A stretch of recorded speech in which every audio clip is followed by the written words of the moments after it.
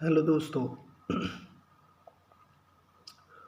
आ, हाल ही में मैं काफ़ी इंटरेक्शन कर रहा हूँ बच्चों के साथ में।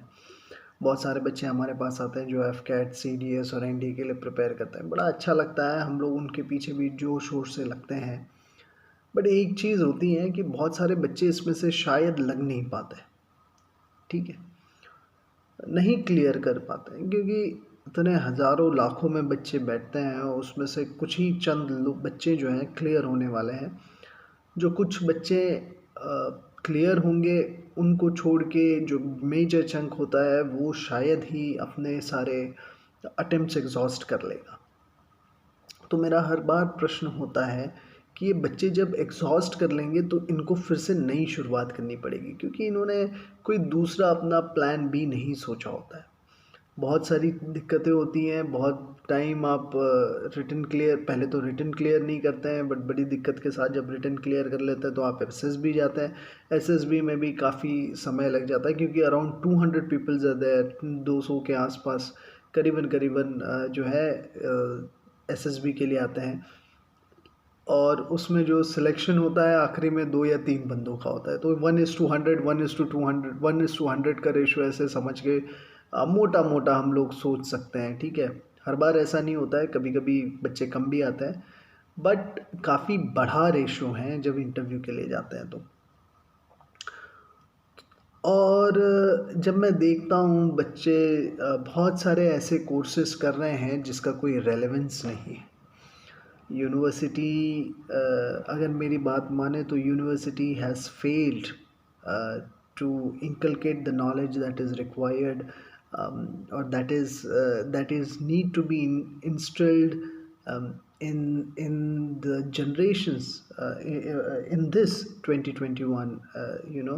The kind of jobs that are coming in, our universities and the colleges are not well equipped. uh, Let me tell you, there are so many things which need to be taught to the students. Financial literacy zero. हम लोग सिर्फ नौकरी करना सिखाते हैं। Entrepreneurship development, we don't talk about that. गांव में अगर आप देखेंगे तो 3 बड़े कोर्सेज चलते हैं जो आज भी मेजर कोर्सेज हैं। वो है बीएससी, बीए और बीकॉम। कुछ नहीं है तो बीएससी कर लो फिज़िक्स केमिस्ट्री मैथ्स, या तो बीए कर लो या बीकॉम कर लो। और ये जितने भी बीएससी या बीए अगर आप बात करेंगे, these are purely purely academic subjects.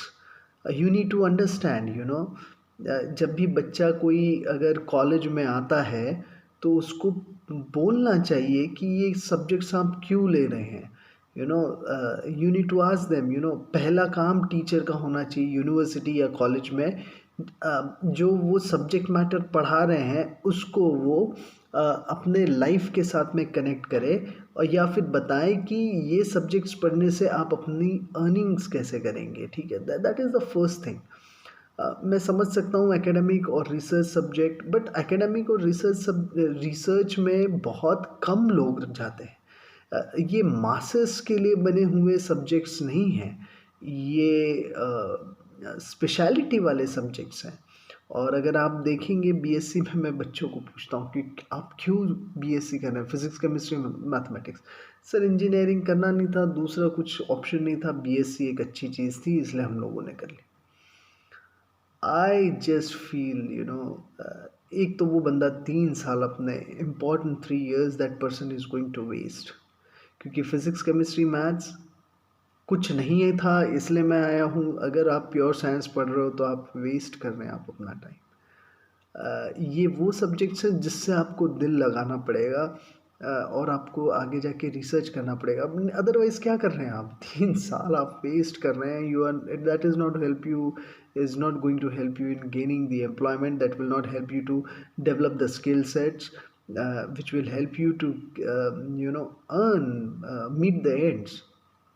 BA की बात करें आप, बिल्कुल भी नहीं। रीजनल लैंग्वेजेस में अगर बीए की बात करेंगे तो हालत तो इतनी बुरी है कि वो वही बच्चा जाता है रीजनल लैंग्वेजेस बीए कोर्स करने के लिए जिसके पास में कुछ नहीं है, जिसके माँ बाप या तो या तो आप झाड़ू पोछा करते हैं, या सिक्योरिटी गार्ड है, या मेड है। ऐसे लोग जो है बीए का कोर्स लेते हैं, वो भी रीजनल लैंग्वेजेस में। इंग्लिश में तो थोड़ी बहुत इम्प्रूवमेंट है, बट अदरवाइज तो there is nothing, I feel bad why these courses are still existing. If that is not helping you to meet। अच्छा, कुछ लोग बोलते हैं कि नहीं नहीं सर, हम बीए बीएससी इसलिए लेते हैं क्योंकि कॉम्पिटिटिव एग्जाम की प्रिपरेशन कर।